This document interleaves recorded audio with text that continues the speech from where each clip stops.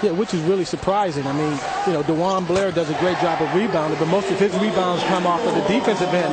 And I thought Sam Young would be able to contribute a lot more on the offensive end. But, that's been Levance Fields with 13 points in the first half, including 3 three-pointers. But Sam did his share. Look at the drive and the dunk.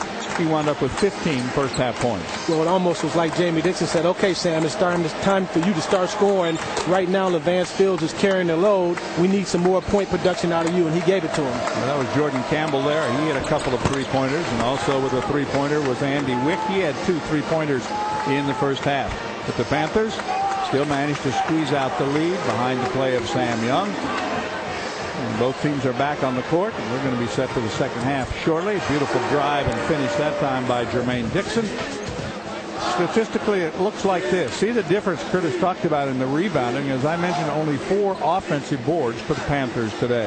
Well, that's one area that they're going to have to improve the second half. And, I don't anticipate that Belmont is going to shoot 37% this second half. I think they're starting to get into their groove a little bit. They're running that flex offense. They're starting to find guys a little better on the perimeter. Not a lot of difference in the turnover situation. The Panthers with 6 three-pointers and just 5 three-pointers for Belmont. But you can bet they're going to stay behind that white line. That's the new distance as they add a foot to it. The blue line is still there because the women play from the old three-point distance. Right. McGee got to start tonight in the absence of DeJuan Blair, who had some swelling on his knee. And there you see the big fella, or fella as they call him. Got a little limp to his step. Yeah, that's one of the few times I haven't seen him smile. Whenever he plays a basketball game, he's all smiles. Yes, he is. And the first time on the court in the regular season for Gilbert Brown, a guy that's been waiting for a while to get his chance. We've got 20 more minutes of basketball. There's that smile.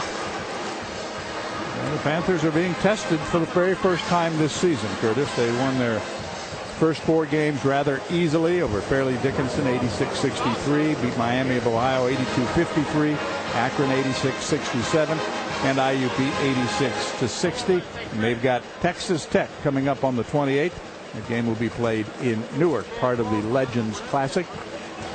Well, I anticipate Pitt, not only this year, but traditionally has been a second half team under the leadership of Jamie Dixon. They've always come out and gave more of an effort on a defensive end in the second half, and the point production is usually better the second half. And the Oakland Zoo is on hand doing their thing, as always.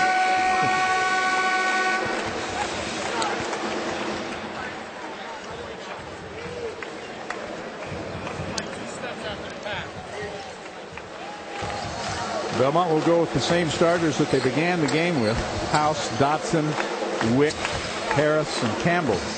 I guarantee you we'll see some of Mr. Renfro before too long. It'll be Belmont basketball. Second half is underway.